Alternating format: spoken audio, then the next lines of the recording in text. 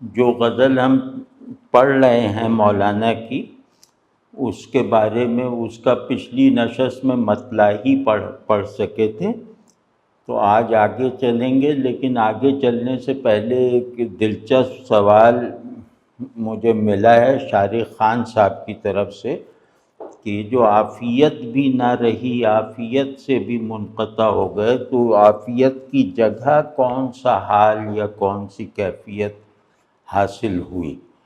تو اتفاق یہ ہے کہ اگلا شعر اسی کا جواب ہے، اور لیکن میں مختصراً اس کا ایک فوکسڈ بالکل مرتکز جواب عرض کر دوں کہ عافیت خودی کے تصور کو مضبوط کرتی ہے، عافیت اپنے ہونے کے احساس کو پختہ کرتی ہے، عافیت کا کوئی تصور بھی جو ہے وہ اپنی خودی کے اثبات اور اپنی خودی کو مرکز بنائے بغیر ممکن نہیں ہے۔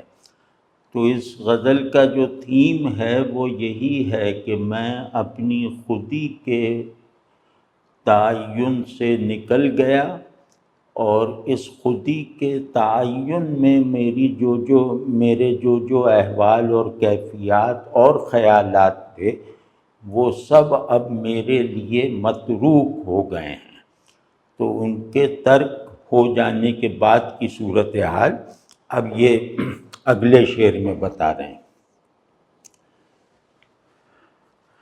دل راز خود برکندہ ام، با چیز دیگر زندہ ام، دل راز خود برکندہ ام، با چیز دیگر زندہ ام، عقل و دل و اندیشہ را از بیخ و بن سوزیدہ ام، کہ جب عشق نے مجھے اپنی لپیٹ میں لیا، جب عاشق ہونے کی اگلی حالت مجھے نصیب ہوئی، تو میں جتنا اپنے شعور میں تھا اس سے بھی باہر نکل گیا، اور جتنا اپنے وجود میں تھا اس سے بھی بلند ہو گیا۔ تو عاشقی کہتے ہیں جو محبوب کی کا جذب ہوتا ہے نا، یعنی محبوب اپنی طرف کھینچتا ہے، تو اس کھینچنے کی تعمیل کرے، مطلب اس جذب کو قبول کرے اور پھر اس کی طرف اٹھتا چلا جائے۔ تو اس کی طرف اٹھتے چلے جانے کا مطلب ہے کہ ترک خودی کے مراحل طے کرتا چلا جائے، یعنی ترک خودی کا صرف ایک درجہ نہیں ہے، وصل تک خودی کے مختلف روپ ہیں، خودی کے مختلف ایسنس ہیں، اور اسی طرح ترک خودی کا ایک مسلسل کام ہے جو محبوب کی کشش میں اٹھتے جو عروجی سیر ہوتی ہے اس میں درکار ہے۔ تو آپ سمجھ گئے نا کہ ہماری سیلف ہوڈ ایک نہیں ہے۔ ہم جب اپنے سیلف ہوڈ سے اترنے کا تخیل بناتے ہیں تو وہ دوسری طرح کی سیلف ہوڈ میں لے جاتا ہے ہمیں۔ تو اب دیکھیں یہ کیا کہ عافیت ببریدہ ہم جو مطلع میں آیا تھا اس کا یہی مطلب ہے کہ میں از روئے حال میں نہیں رہ گیا۔ تو اب اس کی تفصیل دے رہے ہیں کہ میں نے دل کو اپنے آپ سے منقطع کر لیا، یعنی میں نے میں نے خود سے دل لگانا چھوڑ دیا، اور اب میں کسی اور شے کے ساتھ، کسی اور چیز کے ساتھ زندہ ہوں، کسی اور بنیاد پر زندہ ہوں، کسی اور مرتبہ ہستی میں موجود ہوں۔ یہ ابھی ترجمہ کر رہے ہیں، یہ بہت بامانی شعر ہے۔ عقل و دل و اندیشہ را از بے خوبن سوزیدہ ام، کہ میں نے عقل، دل اور اندیشہ اس کو جو ہے وہ جڑ سے اکھاڑ کے پھینک دیا۔ اس نہیں، جڑ سے اکھاڑنا نہیں بلکہ اس سے بھی زیادہ کہہ رہے ہیں کہ میں نے ان کی جڑ کو جو ہے وہ جلا کے راکھ کر دیا۔ تو یہ تو ترجمہ ہوا۔ اب اس میں کچھ چیزیں ہیں، اس شعر میں دل 2 مرتبہ آیا ہے، دل راز خود برکندام اور عقل و دل و اندیشہ را۔ تو یہاں دونوں جو دل ہیں وہ مختلف معنی میں ہیں۔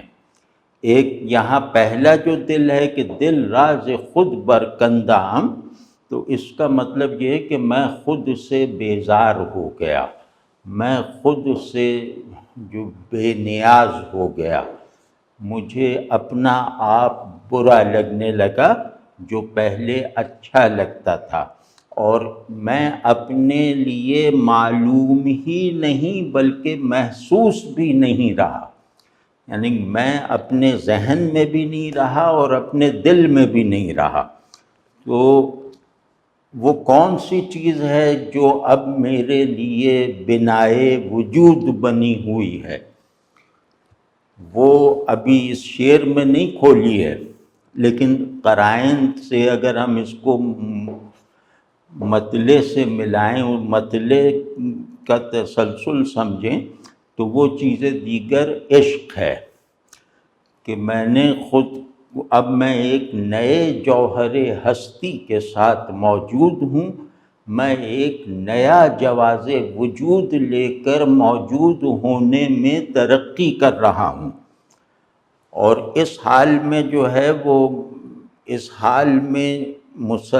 حال کو مسلسل رکھنے کا جو تقاضا ہے وہ میں اس طرح پورا کر رہا ہوں کہ خودی اور مطلب میں اور وجود کا جو لزوم ہے، لازمی نسبت ہے، وہ توڑ رہا ہوں۔ اب آپ دیکھیے یہ کتنی بڑی فکر بھی ہے اور کتنا بڑا پیشن بھی ہے کہ میں ہونے کی بنیادیں بدلتی رہتی ہیں، میں ہونے کی تعریفیں تبدیل ہوتی رہتی ہیں، میں ہونے کی حالتیں جو ہیں وہ تغیر کی زد میں رہتی ہیں۔ تو میں یہ سارے ایک میں سے دوسرے میں، دوسرے سے تیسرے میں کے چکر سے بیزار ہو گیا، اور میں نے میں کا جو سارا انٹرنل اور ایکسٹرنل در و بست ہے اور خودی کے قیام کی جتنی بھی بنیادیں ہیں ان سب کو ڈھا دیا۔ اور وہ بنیادیں کیا ہیں؟ مطلب میں کن بنیادوں پہ میں ہوں؟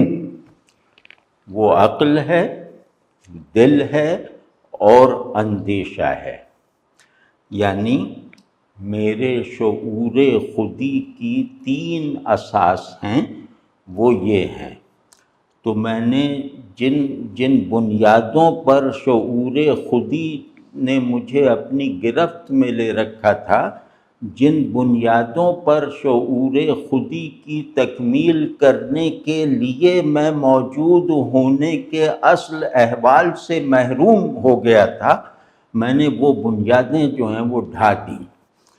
اور اس میں عرض کرتا ہوں کہ ان تینوں کا پہلا دل تو عام معنی میں تھا، یہ دوسرا دل ایک فیکلٹی آف کانشسنس ہے۔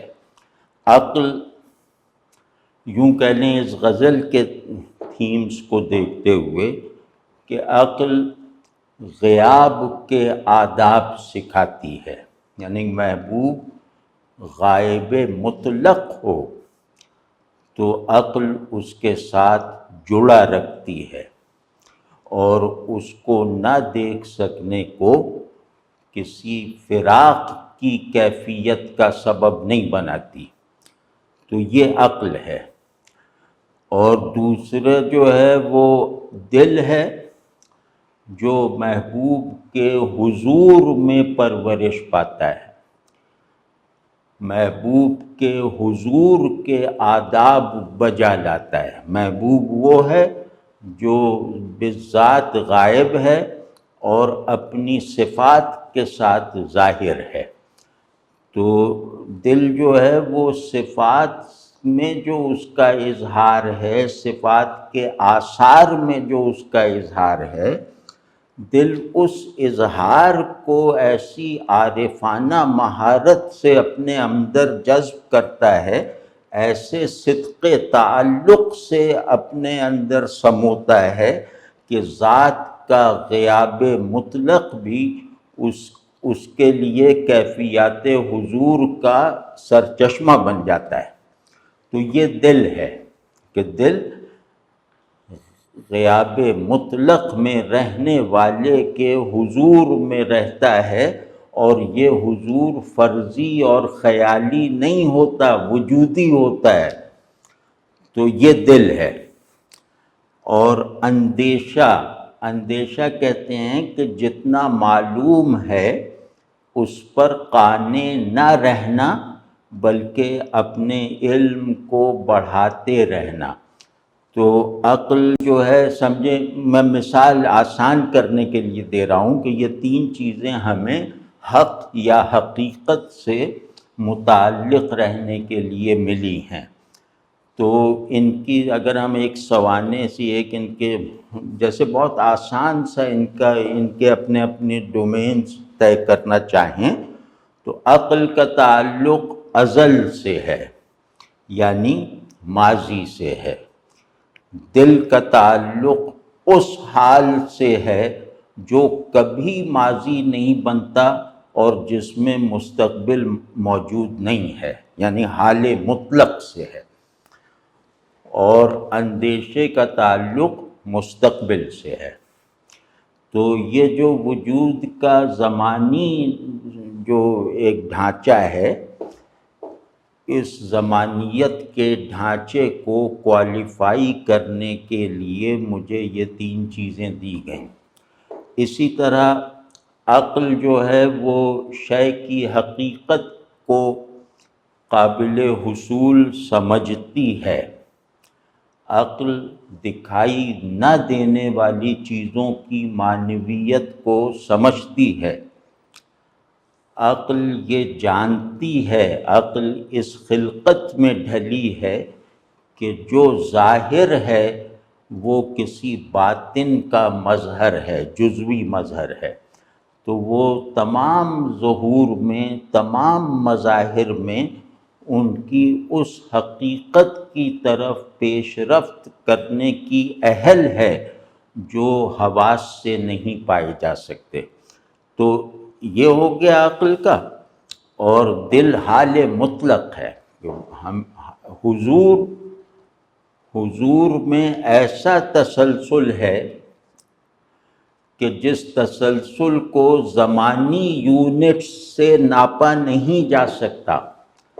وہ تسلسل جیسے ایک آن میں ہو رہا ہے، ایک آن میں لامتناہی جو ہے وہ احوال حضور اور لامتناہی مظاہر حضور غیب مطلق کے دل کو حاصل رہتے ہیں۔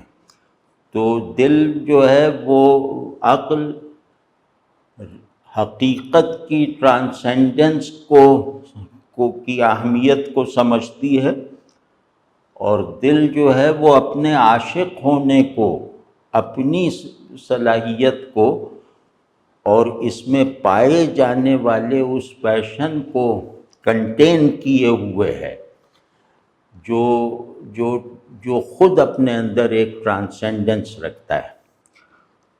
سمجھے نا، حقیقت کی ٹرانسینڈنس اور طالب حقیقت میں جو طلب کی شدت ہے، اور اس حقیقت سے کہ حضور سے پیدا ہونے والے پیشنز کی جو بناوٹ ہے، وہ ایسی ہے کہ وہ مجھے یہ کہنے کے قابل بنا دیتی ہے کہ قلب کے احوال صرف محسوس ہونے تک محدود نہیں ہیں، قلب میں موجود احوال معارف بھی ہیں، یعنی احوال جو ہیں وہ بڑے ایکسپیرینسز ہیں، اور معارف جو ہیں وہ شعور کو اس کی مراد پر رکھتے ہیں، احوال وجود کو اس کے حقائق پر رکھتے ہیں، اور معارف وہ شعور کو اپنے مطلب شعور کی کفالت کرتے ہیں۔ تو یہ جو وہ ہے نا کہ میرے اندر ایک چیز ہے جو وجود اور شعور دونوں کی کفالت کرتی ہے، دونوں کو ان کے ہونے کی حقیقت فراہم کرتی ہے، اور دونوں کو ان کی غایت کی طرف متوجہ رکھتی ہے، یکسو رکھتی ہے، تو وہ ٹرانسینڈنس کے بغیر نہیں ہوگی۔ مطلب یہ کہ اس میں جتنا ہے اس سے کہیں جتنا ظاہر ہے اس سے کہیں زیادہ مخفی ہے لائق تجربہ حالت میں۔ تو یہ ہے کہ قلب ایک طرح کی سیٹ آف ٹرانسینڈنس بھی ہے۔ تو صرف محبوب ٹرانسینڈنس میں نہیں ہے، اس کی ٹرانسینڈنس کی نوعیت الگ ہے۔ عاشق بھی اپنے جذبہ تعلق میں ایک ٹرانسینڈنس رکھتا ہے، وہ کسی بھی اظہار میں خود کو صرف نہیں ہونے دیتا، وہ اظہار چاہے آنکھوں پر ہو چاہے باطن میں ہو، یہ ہر اظہار کو ایک تسلسل کی کڑی سمجھتا ہے، اور سمجھتا کیا کہ تسلسل میں دیکھتا ہے، اور کسی بھی اس زنجیر کی کسی بھی کڑی پر رکتا نہیں ہے۔ تو جو کسی حال پر رکتا نہ ہو، اور اس کا کسی حال پر رکنا زمانی تقسیم کے اعتبار سے الگ الگ نہ کیا جا سکتا ہو، تو یہ ممکن نہیں ہے کہ اس کی بیسک صلاحیت میں ٹرانسینڈنس کا مادہ غلبے کے ساتھ موجود نہ ہو۔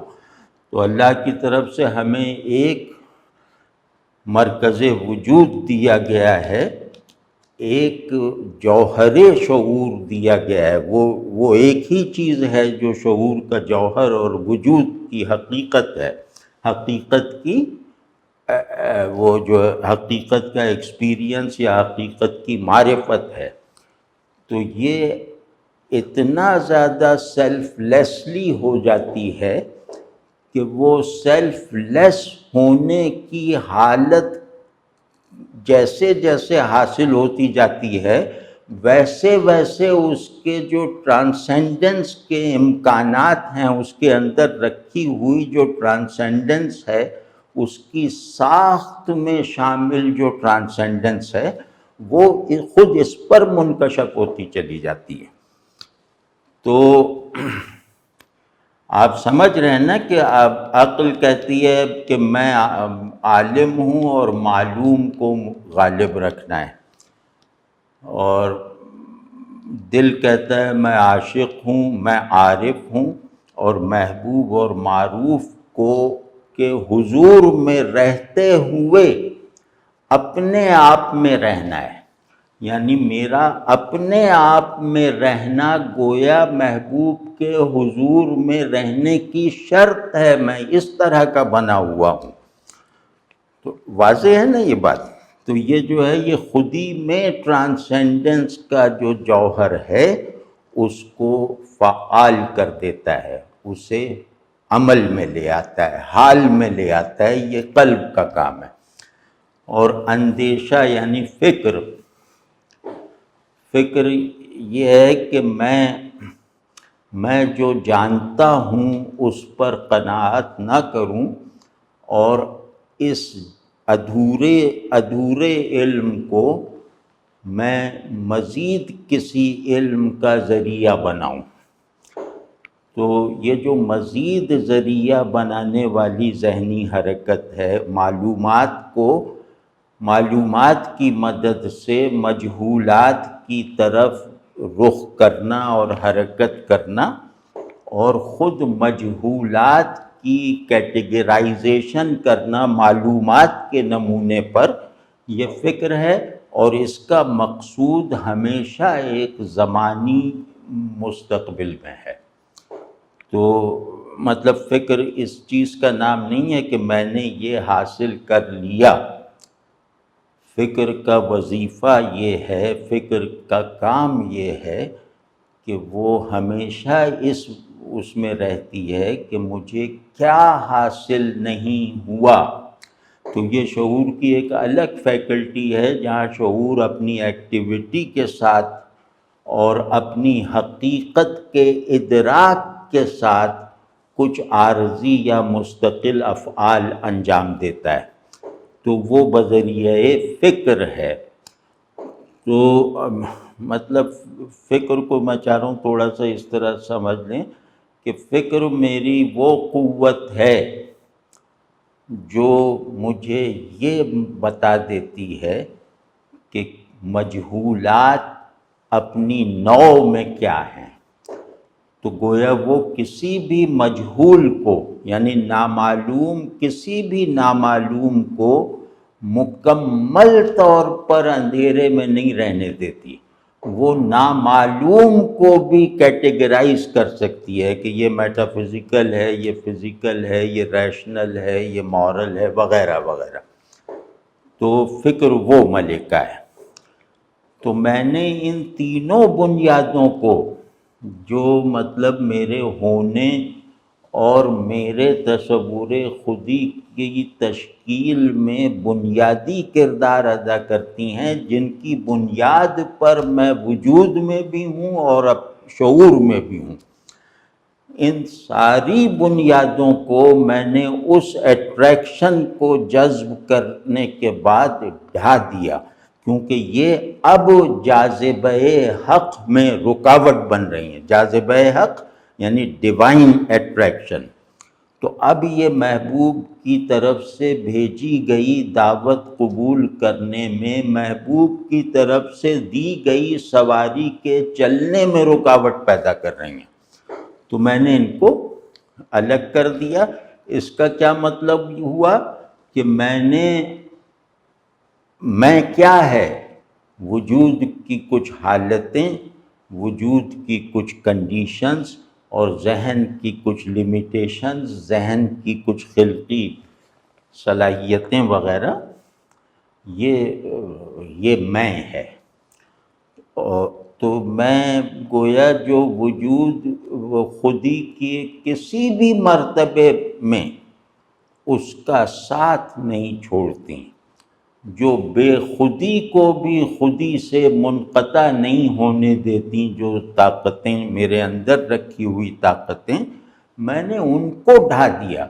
آپ سمجھ گئے نا کہ میں خودی کے ایک مرحلے پر ہوں تو صاحب قلب و فکر و عقل ہوں، اب دوسرے مرحلے پہ بھی چلا گیا، وہاں بھی یہ تینوں ساتھ رہتے ہیں اور یہ اپنے لیے کوئی اور کام چن لیتے ہیں۔ یہ مجھے مطلب کچھ اور دلیلوں اور کچھ اور احوال اور کچھ اور افکار کے ساتھ میرے لیے ڈیفائن کرتے رہتے ہیں۔ تو میں نے اس پورے سلسلے، ایک لامتناہی سلسلہ خودی ہے، اس کو بالکل جیسے اس کی جڑ کو جلا دیا، اس کی بنیاد ہی کو ڈھا دیا۔ اب میں وہی ہوں جو میں نہیں ہوں، کیونکہ جس کی طرف میں جا رہا ہوں، جس کے بلاوے بلکہ جس کی کشش پہ کھنچا ہوا میں جا رہا ہوں، وہاں میرا اپنے ذہن میں ہونا یا میرا اپنے حال میں ہونا اس کی ناقدری کا سبب بن سکتا ہے، اس میں مخل ہو سکتا ہے، اور اس کے لیے جیسی پیورٹی درکار ہے اس کو آلودہ کر سکتا ہے۔ تو میں نے گویا اس کو اب میں یہ سب کرتے ہوئے کہہ رہے ہیں کہ میں کر رہا ہوں۔ تو اب اس پیراڈاکس کو بھی سمجھنا ہے نا کہ میں کو ڈھا چکا ہوں۔ تو یہ جو میں ہے، یہ میں محبوب اور عاشق میں مشترک ہے، وہ جو کشش ہے نا محبوب کی، وہ میں کا تبادلہ بھی ہے، یا میں کی منتقلی بھی ہے۔ وہ عینیت کی، جیسے عینیت کا تسلسل ہے، عینیت کی تکمیل کا تسلسل ہے آئیڈینٹی کی دونوں میں۔ تو یہ میں وہ ہے جس میں کی حفاظت کرنی ضروری ہے، کیونکہ اس میں کا عارضی مگر ضروری مصداق میں ہوں، لیکن اس کا مستقل اور لازمی اور حقیقی مصداق جو ہے وہ محبوب ہے۔ تو عشق کہتے ہی اسے ہیں کہ عارضی میں رہتے ہوئے مطلق میں جذب ہوتے رہنا، عقل کے ساتھ، قلب کے ساتھ اور فکر کے ساتھ۔ تو مطلب میں نے ہونے کی اور جاننے کی تمام کنڈیشنز کو توڑ دیا، سب سے دستبردار ہو گیا، کیونکہ یہ سب رکاوٹیں ہیں۔ اب اگلا شعر جو ہے، اب یہ سب کر چکے تو اب رد عمل بتا رہے ہیں کہ امروز عقل من ز من یک بارگی بیزار شد۔ امروز عقل من ز من یک بارگی بیزار شد، خواہد کہ ترساند مرا پنداشت من نادیدہ ام۔ بہت مطلب مزے کا شعر ہے، اور مولانا کی بڑی بات یہ ہے کہ یہ چیزوں کو، ہر چیز کو کیریکٹر بنا دیتے ہیں، اور ہر مطلب جو خیال میں بھی واضح نہ ہو سکے جو صورتحال، اس کو ایک بالکل ٹھوس سچویشن میں ڈھال دیتے ہیں۔ تو یہ شعر اس کی ایک مثال ہے کہ آج، یعنی یہ سب جب میں کر چکا ہوں تو آج، یہ سب آج ہی آج میں ہو رہا ہے کہ آج میری عقل یک بارگی مجھ سے بیزار ہو گئی۔ وہ مطلب میں آیا تھا نا، یک بارگی در عاشقی پیچیدہ ہم، تو اسی طرح مطلب اس میں بھی میں بے اختیار، اس میں بھی بے اختیار، کہ آج میری عقل مجھ سے یک بارگی یعنی اچانک، یک لخت، بغیر کوئی نوٹس دیے بیزار ہو گئی، اور خواہد کے ترساند مرا، اور اس بیزار ہونے کے بعد، مجھ سے اپنا ناطہ توڑ لینے کے بعد، اب وہ چاہتی ہے کہ مجھے ڈرائے۔ یعنی عقل اپنی اہمیت جتانے کے لیے یہ چاہتی ہے کہ اس کی بیزاری پر میں ڈر جاؤں، اس کا ساتھ چھوٹنے پر میں گھبرا جاؤں۔ تو وہ یہ چاہ رہی ہے کہ مجھے ڈرائے، لیکن وہ ایسی احمق ہے کہ وہ یہ سمجھتی ہے کہ میں یہ سب کچھ نہیں دیکھ رہا، یعنی اس کا یہ سارا منصوبہ میری نظروں سے اوجھل ہے۔ اس کو یہ غلط فہمی جو ہے، یہ ایک بچکانہ اور احمقانہ غلط فہمی ہے، اور یہ چیز بھی ایک بات کا ثبوت ہے کہ میرے عرفانی احوال جو ہیں ان میں عقل ناگزیر نہیں تھی۔ میرے دنیاوی وجود اور اس کے احوال اور مقاصد میں عقل ناگزیر تھی۔ میرے فہم حقیقت کی مہم میں عقل کی رہنمائی کو ٹالا نہیں جا سکتا تھا، اس کی مجھے محتاجی تھی۔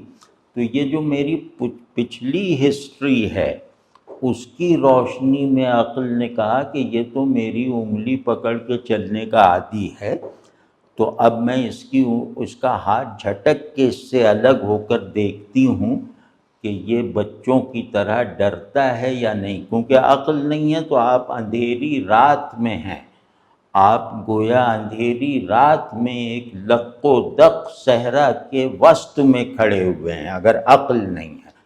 تو یہ عقل نہ ہونے کے اس ڈراؤنے ماحول میں یہ دیکھنا چاہتی ہے کہ میں کتنا ڈرتا ہوں، کیسا ڈرتا ہوں، اور یہ بیچاری یہ نہیں جانتی کہ میں یہ سارا منظر اونچائی سے دیکھ رہا ہوں، اور اس منظر میں میرا متروکہ میں بھی میری نظر میں ہے، اور یہ جس کو ڈرانے کی کوشش کر رہی ہے وہ میرا متروک اور منسوخ من ہے۔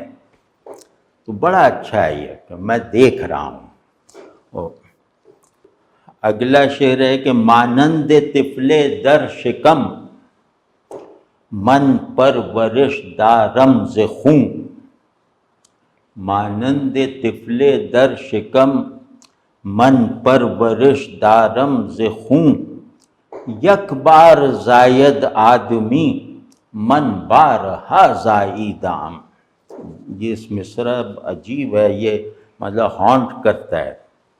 یک بار زاید آدمی من بارہا زائیدام، کہ مانند طفلے کسی بچے کی طرح میں ماں کے خون سے پرورش پا رہا ہوں۔ یہ تو سادہ ہے، لیکن صورتحال یہاں پر ختم نہیں ہو گئی۔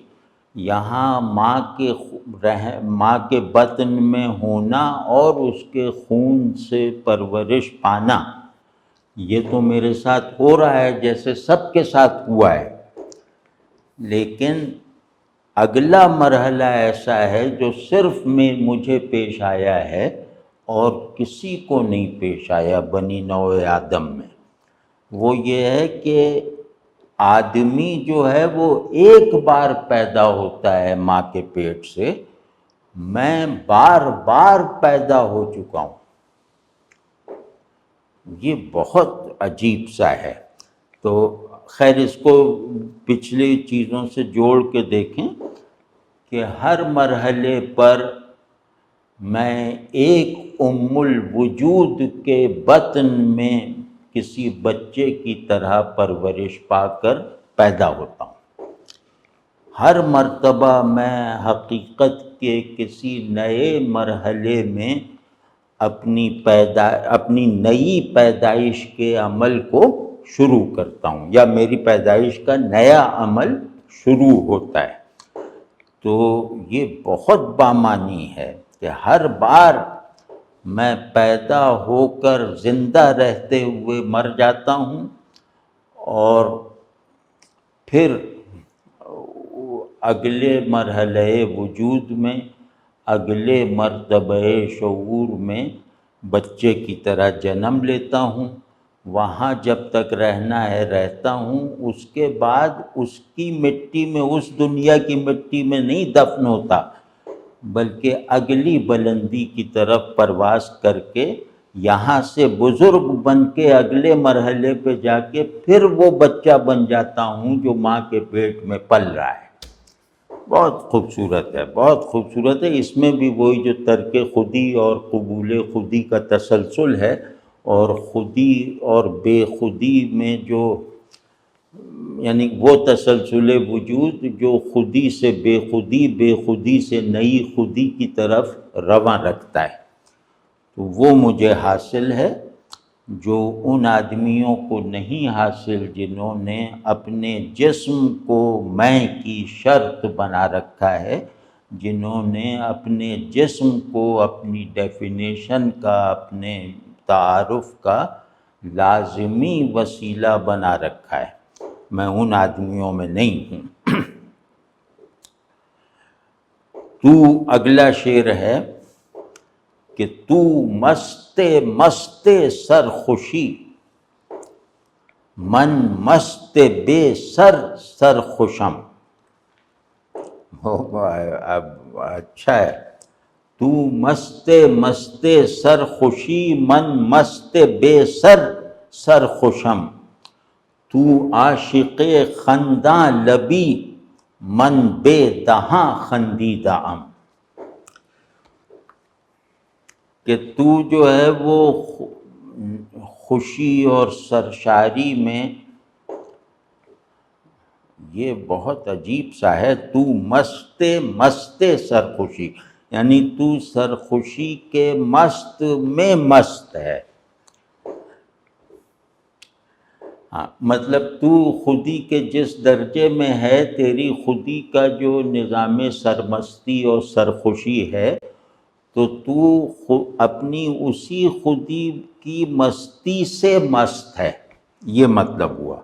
اور من مست بے سر سرخوشم، اور میں جو ہوں وہ سر کے بغیر ہوں اور سر خوش ہوں. یہ سر کا لفظ اچھی طرح استعمال کیا ہے، مطلب پر لطف انداز سے استعمال کیا ہے کہ تو من مست بے سر، کہ میری مستی جو ہے وہ دماغ کا معطل ہو جانا نہیں ہے. مستی کا نشے وغیرہ کا تعلق ذہن سے ہوتا ہے نا، تو کہہ رہے ہیں میرا تو سر ہی نہیں ہے جو ہوش اور بے ہوشی کی تفریق پیدا ہو سکے، مستی اور ہوشیاری میں فرق پیدا ہو سکے.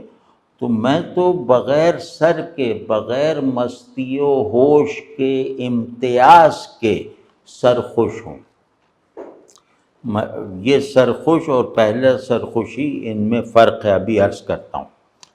اور تو عاشق خنداں لبے، کہ تو وہ عاشق ہے جس کی مسکراہٹ اس کے ہونٹوں سے نظر آ رہی ہے، جس کی ہنسی اس کے ہونٹوں سے دکھائی دے رہی ہے. من بے دہاں خندیدام، اس کا ویسے تلفظ جو ہے دہاں ہے، لیکن ہمارے یہاں تو یہ اردو تلفظ ہے. من بے دہاں خندیدام، کہ میں منہ کے بغیر ہنس رہا ہوں، مسکرا رہا ہوں. تو تیری خوشی کا اظہار تیرے ہونٹوں سے، تیرے منہ سے ہو رہا ہے، اور میری خوشی کو ایسے اظہار کی ضرورت ہی نہیں ہے. میری خوشی اپنے اخفاء میں بھی میرے لیے ہے اور اپنے اظہار میں بھی میرے لیے ہے. تو اب اس میں دیکھنا یہ ہے کہ یہ جو عاشق خنداں لبے کہا ہے، تو جس کو کہا ہے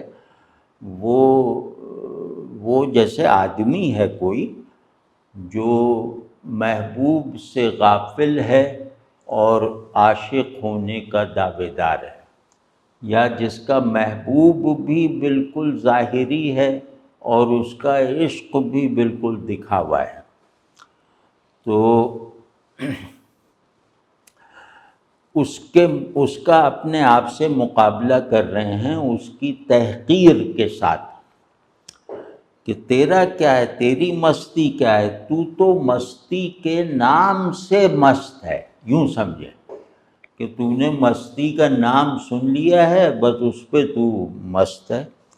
اور میں جو ہوں وہ مستی کو جانے بغیر، مستی کے نام میں اس کو قید کیے بغیر سرخوش ہوں. سرخوش کہتے ہیں بہت زیادہ خوش، مطلب خوشی کی انتہا کو سرخوشی کہتے ہیں. اور بے سر سرخوشم کا مطلب ہے کہ میں ایک ایسی اسٹیج پہ مست ہوں، میں ایک ایسے ماحول میں اور ایسے احوال کے ساتھ سرخوش ہوں کہ جو نام رکھے جانے سے بھی ماورا ہیں، جو لفظ سے بھی ماورا ہیں، اور جو ذہن سے بھی مافوق ہیں. ظاہر لفظ سے ماورا ہیں تو ذہن سے بھی مافوق ہیں. تو میں اس خوشی میں ہوں جس خوشی کو محسوس کرنے والے کی حیثیت بھی میں اختیار نہیں کر سکتا. میں اپنے آپ سے پاک ہو کر خوش ہوں. تو اور من بے دہاں خندیدام، کہ میری مسکراہٹ تجھے دکھانے کے لیے یا کسی کو دکھانے کے لیے نہیں ہے. میری مسکراہٹ گویا میرا حال ہے. یہ جیسے آپ سمجھیں کسی کے باطن میں فلاورنگ کا عمل شروع ہو گیا ہے تو وہ اظہار نہیں پاتا، تو اور وہ باطن بھی جو ہے وہ میں کیا عنوان نہیں رکھتا. تو اس باطن میں ایک سرخوشی ہے. تو اس سرخوشی کو ظاہر ہے کہ وہ اپنے اخفاء کو جب متعین نہیں کرتی، اپنے اخفاء پر من کی ملکیت کو روا نہیں رکھتی، تو اپنے اظہار کی طرف کیسے مائل ہوگی؟ تو وہ میں من بے داں، یعنی میں بس خوش ہوں، میں خوشی ہوں، تو تیری خوشی تجھ سے باہر ہے، میری خوشی میں خود ہوں اپنے آپ سے آزاد ہو کر۔ یہ اچھا فقرہ ہے کہ میں اپنے آپ سے آزاد ہو کر خوش ہوں۔ تو اگلا شعر آج یہ پوری کر لیتے ہیں، یہ میرا خیال ہے ہاں 2 شعر رہ گئے ہیں۔ من طرف مرغم کس چمن با اشتہائے خویشتن، من طرف مرغم کس چمن با اشتہائے خویشتن، بے دام و بے گیرندہ اندر قفس خیزیدہ ام، کہ میں بھی عجیب پرندہ ہوں، میں بھی اپنی طرز کا سمجھو کہ واحد پرندہ ہوں کہ جو اپنی بھوک مٹانے کے لیے بغیر کسی جال کے اور بغیر کسی صیاد کے قفس میں گھس گیا، قفس میں داخل ہو گیا اور وہیں اس نے قیام کر رکھا ہے۔ تو یہ جو اس میں ذرا سا ایک چیز ہے کہ خیزیدہ، خیزیدہ جو ہے وہ اس کا مصدر ہے خیزیدن، اس کا مطلب ہوتا ہے کھڑا ہونا، ثابت قدم ہو جانا، کوئی کام شروع کرنے کے لیے کھڑا ہو جانا وغیرہ، مطلب کھڑا ہونا اس کے تمام مطالب میں شامل ہوتا ہے خیزیدن۔ لیکن مولانا نے خیزیدن کے مصدر کو بھی اس میں استعمال کر لیا خیزیدہ کہہ کر، اور ایک اور مصدر ہے جس میں تصرف کر کے مولانا نے خیزیدہ میں اس کو بھی کھپا دیا، اور وہ ہے خزیدن۔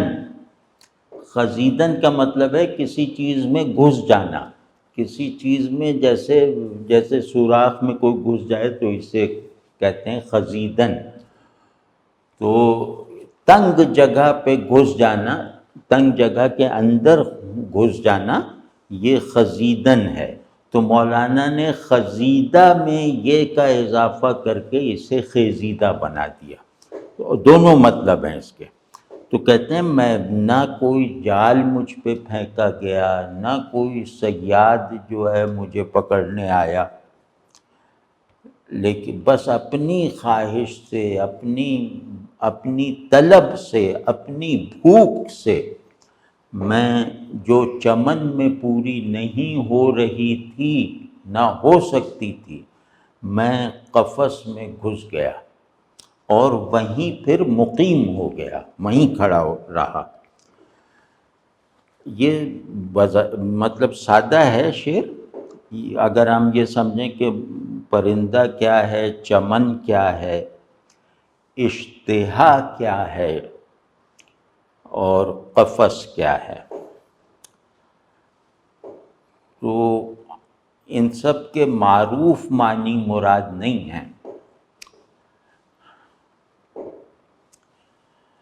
مرغ ہے وہ آدمی یا وہ وجود جس سے ہمیشہ محو پرواز رہنا ہے، اور اس پرواز کی خاصیت یہ ہے کہ جیسے پرواز آگے ہے اور پرواز کرنے والا پیچھے ہے، تو اس طرح کی پرواز اس کی ذمہ داری ہے، اور اس کو اس چمن میں، اس دنیا میں بھیجا، اس دنیا میں جو مظاہر جمال کا مجموعہ ہے، اس رنگین اور سرسبز اور چمک دمک والی دنیا میں اسے بھیجا گیا، تو یہ یہاں رہنے پر راضی نہ ہوا، کیونکہ اس کو تو جو ہے وہ یا تو اڑنا تھا یا پھر غیاب سے مناسبت رکھنے والا کوئی عمل کرنا تھا۔ آپ سمجھ گئے نا، اسے شہود سے غیب کی طرف پرواز کرنی تھی، اور اگر یہ ممکن نہ ہو تو پھر اسے غیاب سے مناسبت رکھنے والی کسی جگہ میں قرار پکڑنا تھا اس وقت تک کے لیے جب تک اس کی پرواز کا ماحول نہیں پیدا ہو جاتا، جب تک اس کی پرواز کا موقع نہیں آ جاتا۔ تو اب ایک عاشق حق وہ دنیا میں ہے اور اسے ایک بھوک لگی ہوئی ہے، تو وہ بھوک جو ہے وہ اس کے ارد گرد موجود ان کھانوں سے مناسبت نہیں رکھتی جن کھانوں سے سب لوگ اپنی بھوک مٹاتے ہیں۔ یعنی چمن سے زیادہ اشتہا پورے کرنے والی جگہ کون سی ہوگی؟ کیونکہ اس کی بھوک صورتوں سے مٹنے والی نہیں تھی، اس کی بھوک جمال کے اصول کثرت میں رہنے والی نہیں تھی، یعنی وہاں ختم ہونے والی نہیں تھی۔ تو اس نے خود کو اس عالم کثرت سے ایک وحدت کے ماحول میں مخفی کر لیا، سمیٹ لیا۔ وہ ہے قفس۔ قفس کا مطلب یہ ہے کہ قفس وحدت کا احساس دلاتا ہے، کیونکہ قفس وہ پنجرہ نہیں ہے کہ جس میں 8-10 پرندے ہوں۔ قفس وہ پنجرہ ہے جس میں ایک پرندہ رکھا جائے، ایک پرندہ قید رکھا جائے، کیونکہ یہ طرفہ مرغ ہے نا، یہ عجیب اپنی طرز کا واحد پرندہ ہے، تو اس کا قفس بھی اس کے عجیب و غریب ہونے کے حساب سے ہونا چاہیے اور تنہا اس کے لیے ہونا چاہیے۔ تو کیونکہ چمن میں اور پرندے بھی تھے تو اسے اصول کثرت میں ایک، یعنی عالم کثرت میں ایک فرد بن کر رہنا نہیں تھا، تو اس نے جو ہے جہاں اس کے واحد ہونے کی حفاظت ہو سکتی تھی اور جہاں اس کی منزل کا کچھ، اس کی منزل کی طرف یکسوئی آسان ہو سکتی تھی، منزل غیب کی طرف، تو وہاں یہ گویا جا کر اس نے اپنے آپ کو چھپا لیا۔ تو قفس وہ جگہ ہے کہ جس کا اندھیرا غیب سے مناسبت رکھتا ہے، اور پرندہ وہاں اکیلا ہوتا ہے، تو غیب اور وحدت یہ دو اصول ہیں، دو منازل ہیں، ان تک پہنچنا شعور سے یا دل سے ہر موجود کی ذمہ داری ہے۔ تو یہ جب تک پرواز نہیں کر سکتا، یہ پرواز ہو سکتا ہے موت ہو یا کچھ ہو، لیکن جب تک اسے پرواز کا اذن نہیں ملتا اس وقت تک یہ غیب کی طرف یکسو رہنے والے ماحول کو اور خود میں وحدت کے جوہر کو زندہ رکھنے کے لیے یہ قفس میں چلا جاتا ہے۔ قفس جہاں ایک پرندہ رہتا ہے، جہاں اندھیرا سا رہتا ہے، اور جہاں اڑنے کا جو ہے وہ کوئی ماحول ہی نہیں ہے کہ ایک پیڑ سے اڑ کے دوسرے پیڑ تک پہنچیں، اس کا کوئی ماحول نہیں ہے۔ تو گویا یہ اپنی ذمہ داریوں کے لیے، اپنی ذمہ داری کو ادا کرنے کے لیے ایک مزاج پیدا کر رہا ہے، اور یہ اس سے بھی زیادہ یہ کہ یہ صرف مزاج نہیں پیدا کر رہا بلکہ یہ صورتوں کی چمک دمک سے غیب کے ایک خلا میں رہنا پسند کر رہا ہے، چوز کر رہا ہے، اختیار کر رہا ہے۔ تو یہ اس کا مطلب ہوا۔ اچھا، یہ شعر ایسا ہے کہ اس کو آپ کوئی بھی پرسپیکٹیو لیں تو یہ اس میں آپ کے تصور کو، آپ کے احساس کو جیسے مکمل کر دیتا ہے کہ میں جہاں ہوں، جہاں مجھ ایسے لوگ خوش رہتے ہیں وہاں میں ناخوش ہوں، اور جہاں مجھ ایسے بظاہر مجھ ایسے لوگ جو ہیں جانے سے گھبراتے ہیں وہاں میں خود کو چھپاتا ہوں۔ تو یہ ایک ٹائپ ہے اور ٹائپ نہیں بلکہ ٹائپ کا لفظ یہاں مناسب نہیں ہے، یہ گویا شخصیت کا روحانی، شخصیت کی ساخت روحانی ہو جائے تو اس کو قفس میں تسکین ہے، اور شخصیت کی ساخت جو ہے وہ نفس پر بیس کرے تو پھر وہ وطن، وہ چمن کو اپنا وطن بناتا ہے، وہ کثرت کے ماحول میں رہنا پسند کرتا ہے۔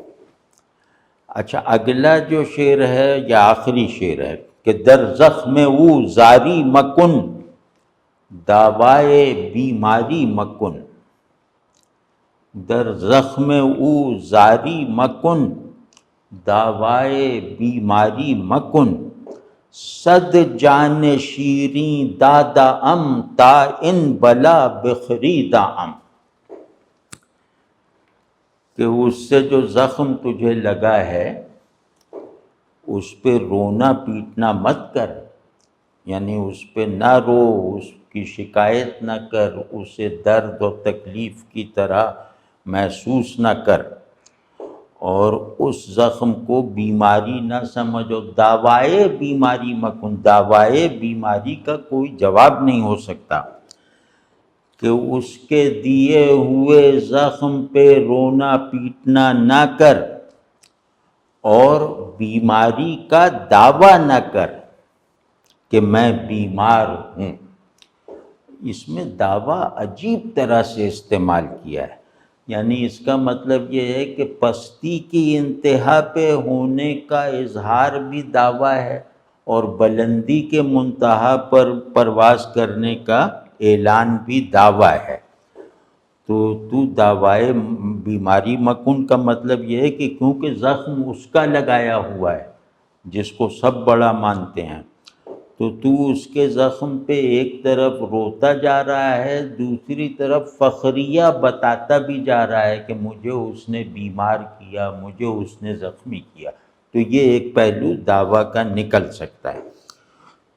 تو کیونکہ تو جانتا ہی نہیں اسے، تجھے تو اس کی معرفت اپنے زخم سے ہے، تو اپنے نقصان سے اسے پہچانتا ہے، تو اپنی رلا دینے والی تکلیف کا سبب اس کی مرضی اور حکم کو سمجھتا ہے، تیری رسائی بس یہاں تک ہے۔ تو بیماری کا دعویٰ نہ کر، یعنی تو نے ابھی اس کا جو زخم عشق ہے وہ نہیں کھایا، ابھی تو زخم تقدیر کو اٹھا رہا ہے۔ زخم عشق اگر کھاتا تو زاری نہ کرتا، نالو زاری نہ کرتا۔ تو خیر، اب بیماری کا ایک مطلب ہوتا ہے عاشق ہونا، اور بیماری ایک بہت استعمال ہونے والا لفظ ہے، یہ حسن کے لیے بھی استعمال ہوتا ہے اور عشق کے لیے بھی۔ تو اب آپ اس پہلو سے اگر بیماری کو دیکھیں گے تو یہ دعویٰ نہ کر کہ میں عاشق ہو گیا، یا تو یہ دعویٰ نہ کر کہ میں نے محبوب سے کوئی ہم حالی کی سطح حاصل کر لی ہے۔ اب یہ کیا کہ ایک زخم پہ رونے والا یہ سب دعویٰ نہیں کر سکتا۔ اب اپنا بتا رہے ہیں، صد جان شیریں دادا ام تا ان بلا بخریدا ام، کہ میں نے کتنی محبوب جانیں دے کر اس بلا کو خریدا ہے۔